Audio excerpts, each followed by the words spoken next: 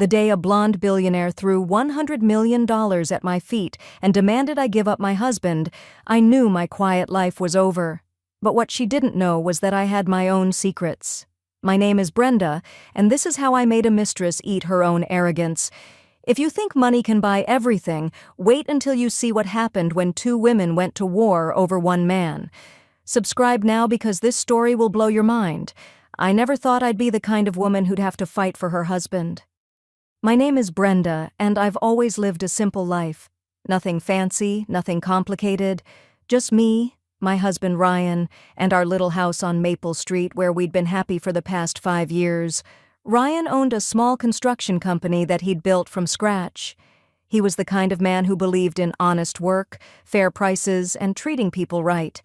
Every morning he'd kiss me goodbye with paint-stained hands and come home covered in sawdust, telling me stories about his day. We weren't rich, but we had something I thought was more valuable than money. We had each other. Our evenings were spent on the front porch, sharing a cup of coffee and talking about our dreams. Maybe someday we'd expand the business. Maybe we'd travel a little. Maybe we'd start a family. Simple dreams for simple people, or so I thought. Everything changed the day Ryan came home from that business networking event downtown. He seemed different, distracted. When I asked him about it, he just shrugged and said it was nothing special, just some potential clients and contractors talking shop. But something in his voice told me there was more to it. There was this woman there, he mentioned casually while washing his hands at the kitchen sink. Crystal something. She's apparently some big-shot businesswoman, owns a bunch of companies. She was asking about our services for some commercial projects. I felt a little flutter of unease in my stomach, but I pushed it away. Ryan was attractive, successful in his own right, and it wasn't unusual for women to notice him. I trusted my husband completely. What I didn't expect was that this Crystal woman wouldn't just notice him, she'd become completely obsessed with having him. The first time I saw Crystal, I knew we were in trouble. Ryan and I were having lunch at our favorite little cafe downtown when this stunning blonde woman walked in. She was everything I wasn't: tall, glamorous, wearing a designer dress that probably cost more than our monthly mortgage. Her hair was perfect, her makeup flawless, and she moved like she owned every room she entered. She spotted Ryan immediately and glided over to our table with a smile that was all teeth and no warmth. "Ryan!" "What a wonderful surprise," she purred, completely ignoring me as if I was invisible. "I was just thinking about those projects we discussed." Ryan looked uncomfortable but polite. "Oh, hi, Crystal. This is my wife, Brenda." He gestured toward me with obvious love in his voice, but Crystal barely glanced in my direction. "Charming," she said dismissively, her eyes already back on Ryan. "I'd love to discuss business with you sometime this week. Perhaps dinner? I know this amazing place downtown." "Actually, we always have dinner together," I interjected, finding my voice. "But Ryan would be happy to meet during business hours." Crystal's smile didn't waver, but something cold flickered in her eyes. "Of course." How traditional? The way she said it made traditional sound like a dirty word. After she left, Ryan seemed troubled. "She's just a potential client, honey." "A big one. This could really help the business." I wanted to believe him, but something about the way Crystal had looked at him made my skin crawl. It wasn't the look of a businesswoman discussing a potential project, it was the look of a hunter sizing up her prey. Over the next few weeks, Crystal seemed to be everywhere we went. At first I thought it was coincidence. After all, we lived in a decent-sized town, but not huge. Running into the same person a few times wasn't impossible. But when she started showing up at places we'd never seen her before, our grocery store, our church, even our neighborhood coffee shop, I knew it wasn't an accident. The humiliation started small. The first incident happened at my workplace. I worked at the community center, helping organize events and programs for local families. It wasn't glamorous work, but I loved it. I loved helping people, seeing kids learn new skills, watching elderly folks find friendship and purpose in our activities.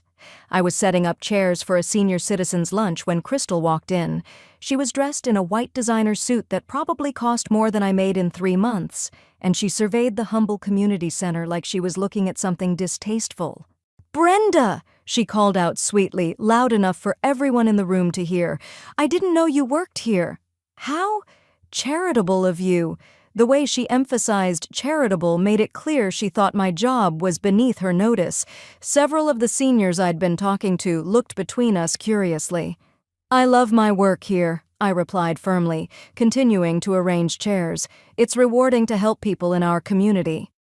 "Oh, I'm sure it is," Crystal said with that same fake smile.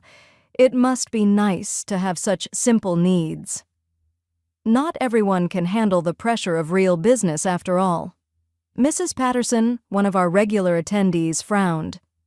"Brenda does wonderful work here. She organized the fundraiser that saved our lunch program." Crystal's laugh was like tinkling glass, pretty on the surface but sharp enough to cut. "How sweet. Ryan mentioned you have a little job here. I just wanted to see where his wife spends her days." The possessive way she said "his wife" made my blood boil, but I kept my composure. "Is there something I can help you with, Crystal?" "Oh no, darling. I was just curious. Ryan and I have been discussing some major business deals, and I like to know about the people in his life." She looked around the modest community center with obvious disdain. "Though I suppose when you're planning projects worth millions, you don't really have time for this." She left me standing there, burning with embarrassment as curious eyes followed her exit. Mrs. Patterson patted my arm sympathetically. Who was that awful woman? "Just someone who thinks money makes her better than everyone else," I muttered, but inside I was seething. The grocery store incident happened a week later. Ryan and I were doing our weekly shopping, comparing prices and using coupons like we always did. We were debating between name brand and generic pasta sauce when Crystal appeared in our aisle like a perfectly dressed nightmare. "Oh my goodness, Ryan!" she exclaimed loudly enough to turn heads. "And Brenda, how lovely to see you again!" This time she was wearing a purple silk blouse and diamond earrings that caught the fluorescent lights. Everything about her screamed expensive, from her designer handbag to her perfectly manicured nails. "Hi, Crystal," Ryan said politely, but without enthusiasm. "How are you?" "Wonderful, darling. I just flew in from New York this morning, had meetings with some investors about a new hotel chain I'm developing." She positioned herself between Ryan and me, effectively cutting me out of the conversation. "The private jet is so convenient for business travel." I grabbed the generic pasta sauce more firmly than necessary and put it in our cart. Crystal's eyes followed the movement, and her smile grew sharper. "Oh, you're so practical, Brenda. I admire women who are budget conscious. Not everyone can afford the finer things in life." She reached past me to grab the most expensive organic sauce on the shelf. "I never really look at prices anymore. When you're successful, you tend to just buy what you want." Ryan looked increasingly uncomfortable. "Well, we should get going. We have dinner plans." "How wonderful! Where are you going? I know all the best restaurants in the city." Crystal's eyes lit up with interest. "Just cooking at home," I said firmly. "We prefer quiet evenings together." "How cozy." Again, she made it sound like an insult. "Ryan, you really should let me take you to Antoine's sometime. It's this exclusive French place downtown.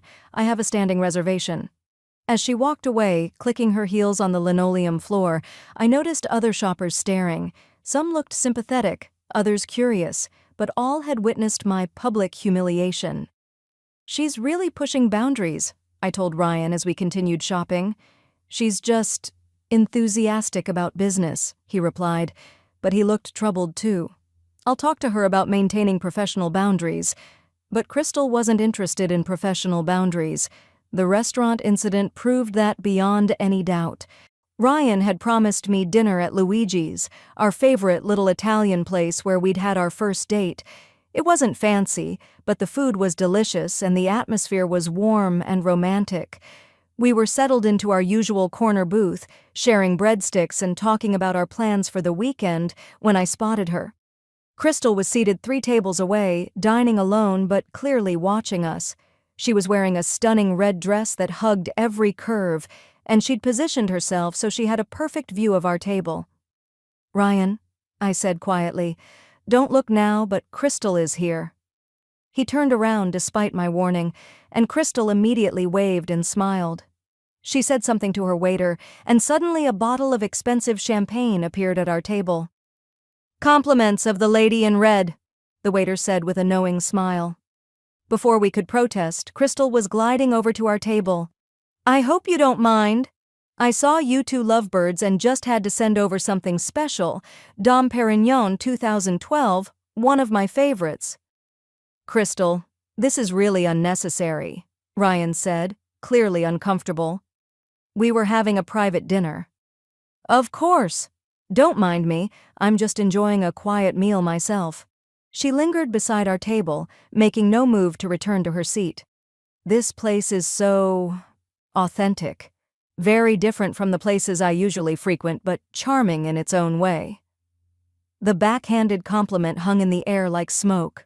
Other diners were starting to stare at the beautiful blonde woman making a scene in their quiet neighborhood restaurant. "Brenda, that's such a pretty dress," Crystal continued, her voice dripping with false sweetness. "I love how you make simple things work for you." Not everyone can carry off expensive designer pieces. It takes a certain kind of confidence. I was wearing my favorite blue dress, one that Ryan had always loved, but under Crystal's scrutiny it suddenly felt cheap and plain. "Thank you," I managed through gritted teeth. "Ryan, you simply must come see my new yacht next week.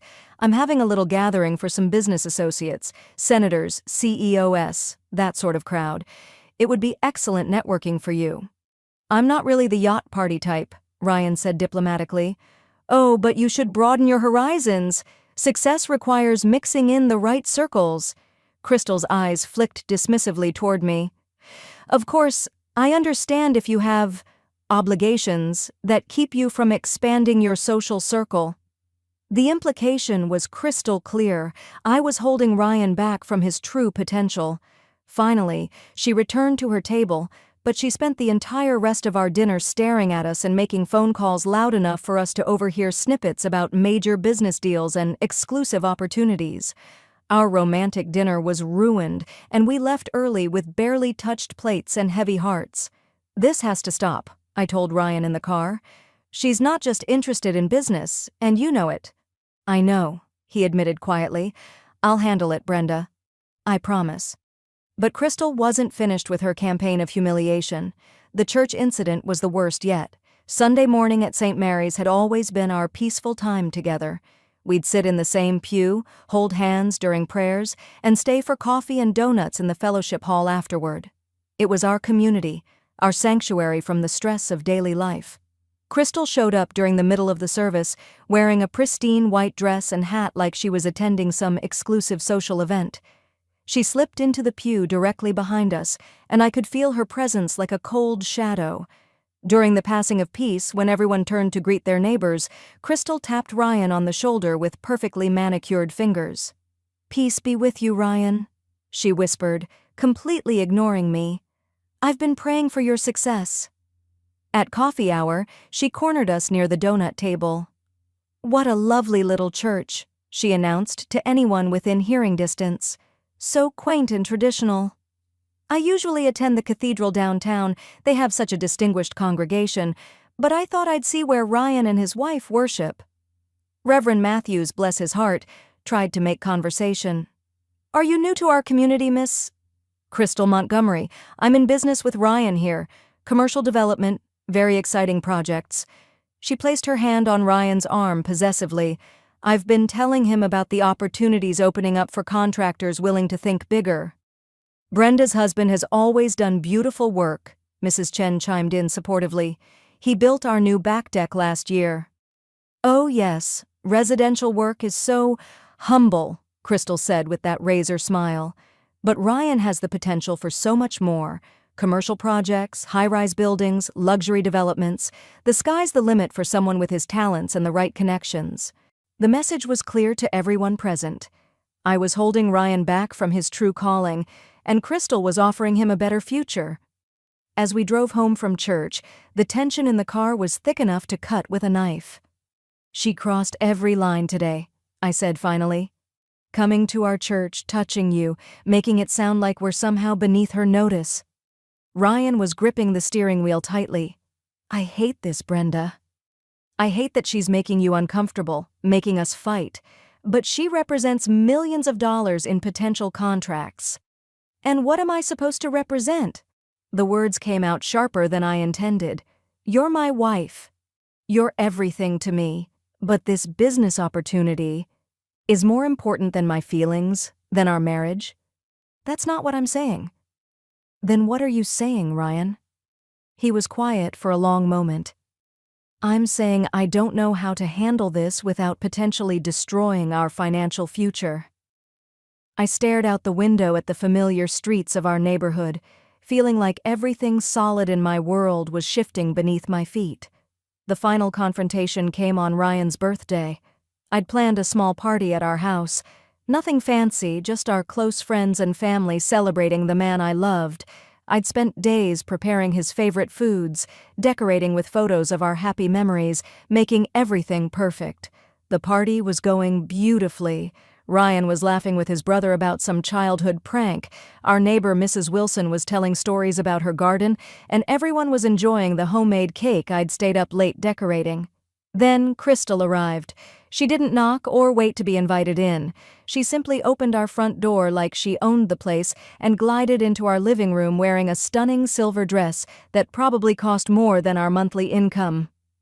"Surprise!" she called out in a voice that carried over all conversation.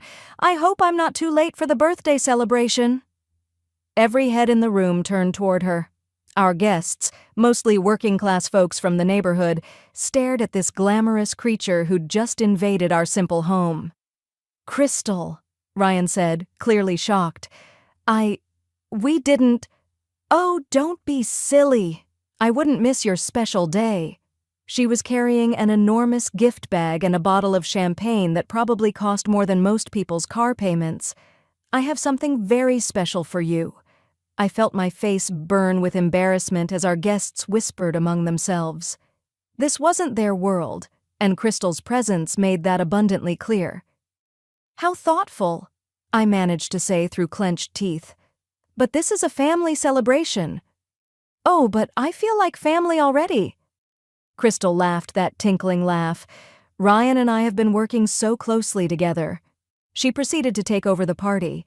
She presented Ryan with ridiculously expensive gifts, a Rolex watch, a set of golf clubs that cost more than most people's monthly salary, tickets to exclusive events. Each gift came with a speech about how successful men deserved the finer things in life. Our guests began to look uncomfortable and out of place. Mrs. Wilson made excuses and left early. Ryan's brother started cleaning up without being asked, a sure sign he wanted to escape the awkward situation.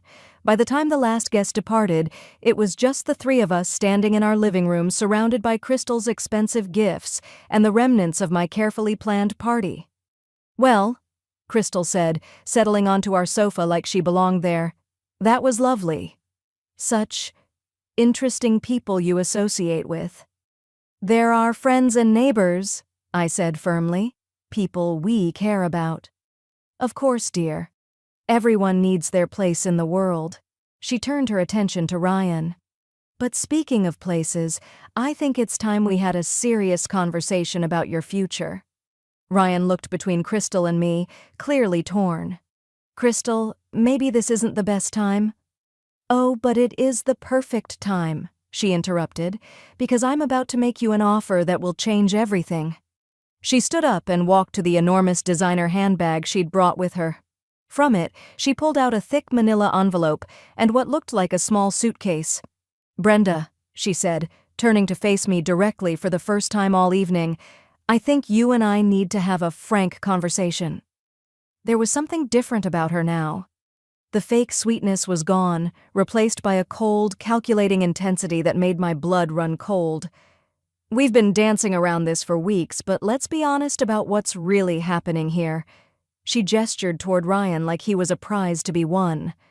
"I want your husband, not just for business. I want him. And you're standing in my way." Ryan stepped forward, his face flushed with anger. "Crystal, that's completely inappropriate. I'm married, I love my wife, and—" She held up a perfectly manicured hand to silence him. "Please, darling, Let the adults talk." The condescension in her voice made me want to slap her, but I forced myself to stay calm. Crystal opened the small suitcase, and my world tilted on its axis. It was filled with cash, more cash than I'd ever seen in one place in my entire life. Neat stacks of $100 bills bound with rubber bands, filling every inch of the case. $100 million, she announced casually, as if she was discussing the weather. "That's what I'm prepared to pay you to divorce Ryan and disappear from his life forever." The room went dead silent. I could hear my own heartbeat thundering in my ears. "You're insane," Ryan breathed. Crystal's laugh was sharp and bitter. "I'm practical. Brenda here is a lovely little housewife, but she's holding you back from your true potential. With me, you could have everything: wealth, power, connections, luxury, beyond your wildest dreams." She turned back to me, and for the first time since I'd met her, I saw her real face. No more fake smiles or pretend politeness. This was pure, cold ruthlessness. "Look at this place," she sneered, gesturing around our comfortable but modest home. "Look at your life. You work at a community center making probably $30,000 a year. You shop with coupons and worry about grocery bills. You wear discount store dresses and drive a car that's 10 years old." Every word hit like a physical blow, because they were all true. "Now look at what I'm offering." She gestured to the money. $100 million. You could travel the world, live anywhere you want, never work another day in your life. All you have to do is sign these divorce papers and walk away. She pulled out legal documents from the manila envelope. "I've had my lawyers draw everything up. Very generous terms. You get the money, Ryan gets his freedom to become the man he's meant to be, and everyone wins. Except that Ryan doesn't want to be with you." I found my voice, though it came out shakier than I would have liked. Crystal's smile turned vicious. "Oh, sweetheart, you really don't understand how the world works, do you? Men like Ryan, successful, ambitious, handsome men, they don't stay with small-town girls forever. Eventually they realize they can do better." She moved closer to Ryan, her voice becoming seductive. "Think about it, darling. No more worrying about money, no more small jobs and penny pinching. We could build an empire together. I have connections you can't even imagine. Politicians, celebrities, billionaires. We could travel to Paris, Monaco, anywhere your heart desires."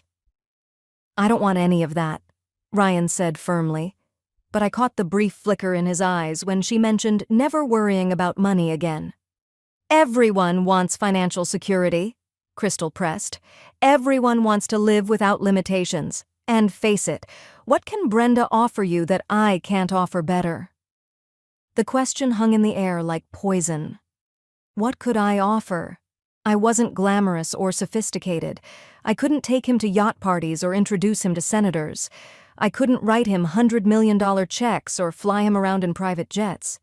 "She can offer me love," Ryan said quietly, but even he sounded less certain than before. "Love?" Crystal laughed harshly. "Love doesn't pay for your children's college education. Love doesn't secure your retirement. Love doesn't build the life you deserve." She turned back to me, and her mask slipped completely. "Take the money, you pathetic little nobody. Take it and get out of here before I decide to destroy you both instead." "And if I don't?" I managed to ask. Crystal's smile was pure evil. "Then I'll make your lives a living hell. I have more lawyers than you can imagine, more money than you can spend in 10 lifetimes, and absolutely no scruples about using both.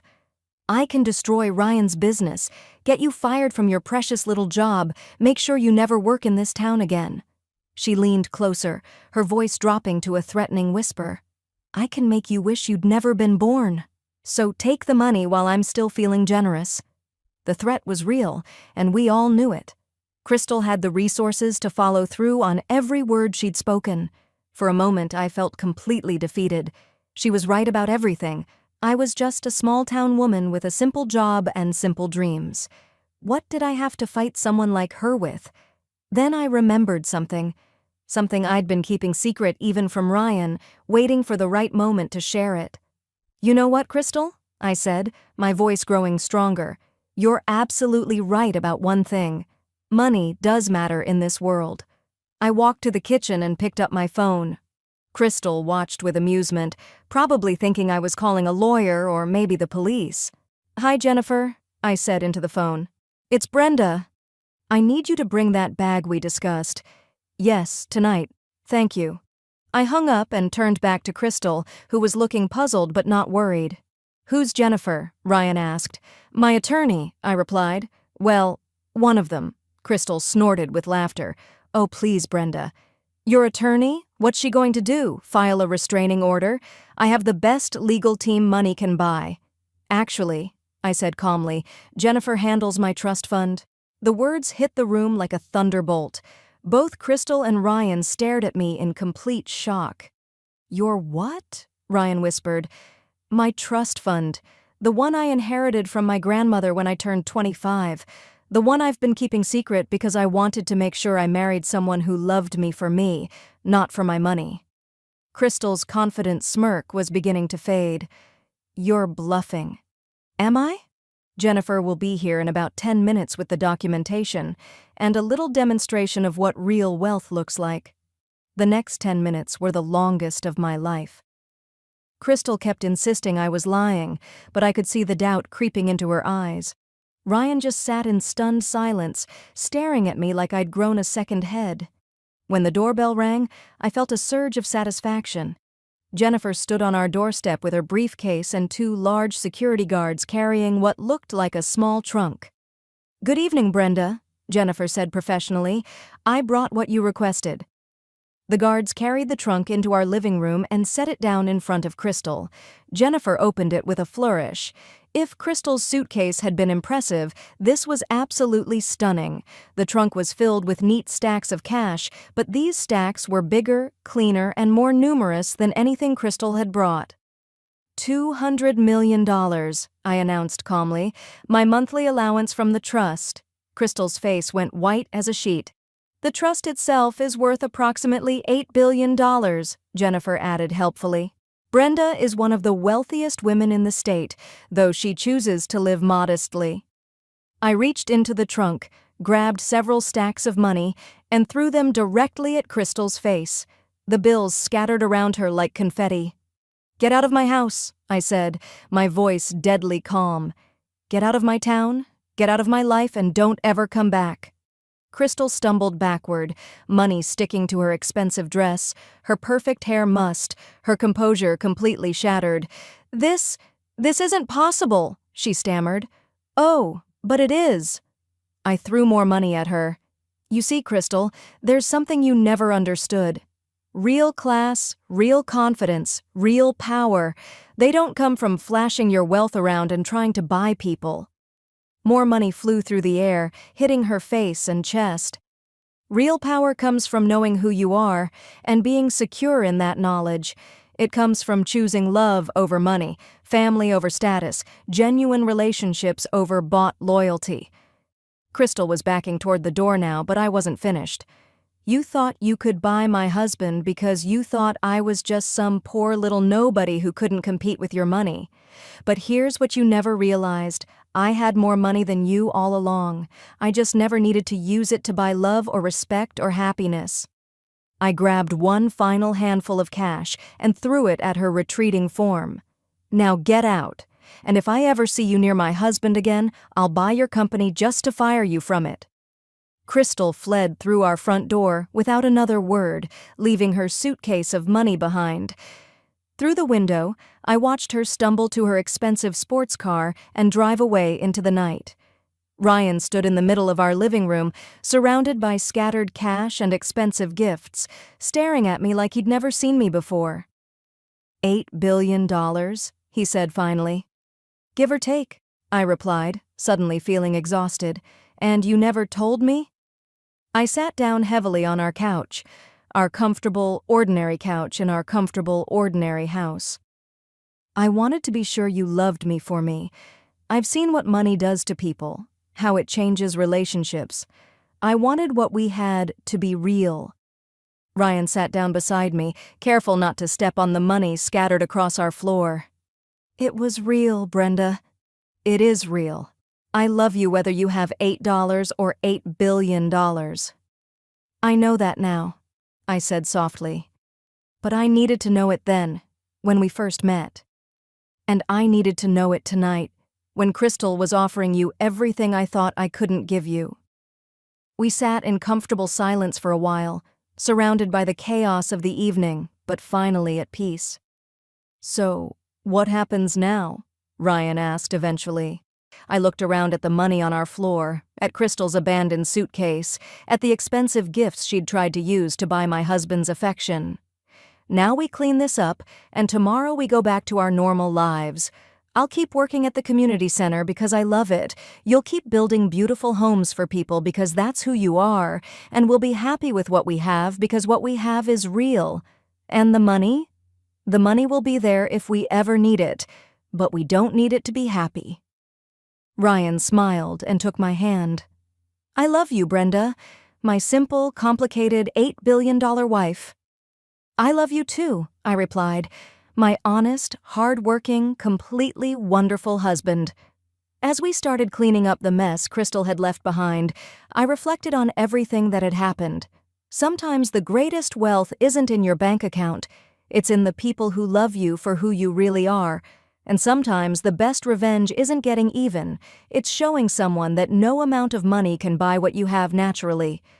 Crystal learned that lesson the hard way, and she'd never forget the night a simple woman threw her own money back in her face and sent her running into the darkness where people like her belong. Sometimes the quiet ones have the biggest surprises. If you enjoyed watching a bully get what she deserved, smash that subscribe button and ring the notification bell. Have you ever had to deal with someone who thought money made them better than you? Share your story in the comments. Remember, true class can't be bought.